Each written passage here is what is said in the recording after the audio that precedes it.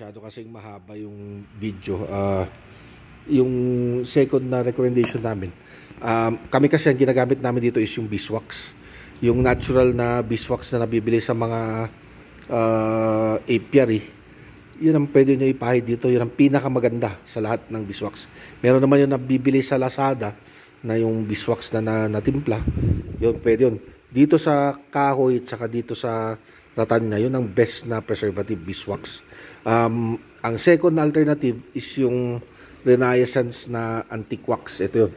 Ipakita mo kasi. Ganito. Ito may nabibili rin sa Lazada nito eh.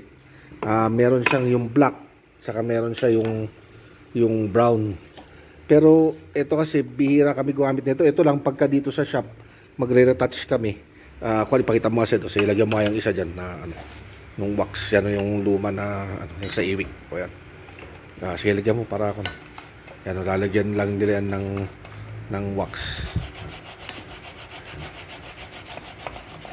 Ngayon, pagka nalagyan mo siya nung wax, blunt siya na ganyan eh. I-leave mo siya ng overnight. Sa morning, brushin mo ulit ng horseshoe kwan, pabalik na yung kintab niyan para siyang na-varnish. Yan. Yan lang yung easiest na ano kasi sa amin dito sa Forge, tinitimpla namin yung pinang-ano dito. Ang gamit namin usually is linseed oil, tapos wino-water bath namin yung beeswax sa kanya. Tapos sinalagyan namin nung soot nung cauldron, yung maitim na nakano sa kaldero kasi malagkit yun eh. Yun ang una namin na pinang-ano dito kaya maitim siya. Yung iba, yung natural, di namin lalagyan nung soot nung ano. Pero yun kasi yung first na inano namin. Bakit? Kasi yun, mainit tong kahoy, mainit yung wax na papabsorb niya. Ito, pang maintenance na lang namin to na ano, na kwan. Kaya ito, yan. Classic wax dun sa mga nakakabili ng kwan namin.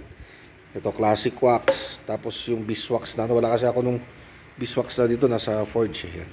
O, tingnan nyo yung brush ni Sed na ano. Pakita mo rin Sed yung handle na i-brush. Yan, na lalagyan na. Ito, iwik to, yung pinang bubor stab namin sa baboy.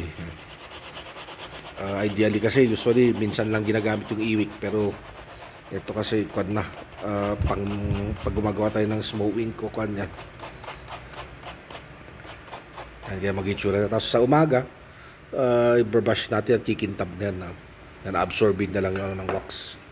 Yan. So, yun, beeswax, yun ang best recommendation namin. Doon natin i-compare yung ano, yung set itabi mo yan, yung natural na wood saka yung kwan.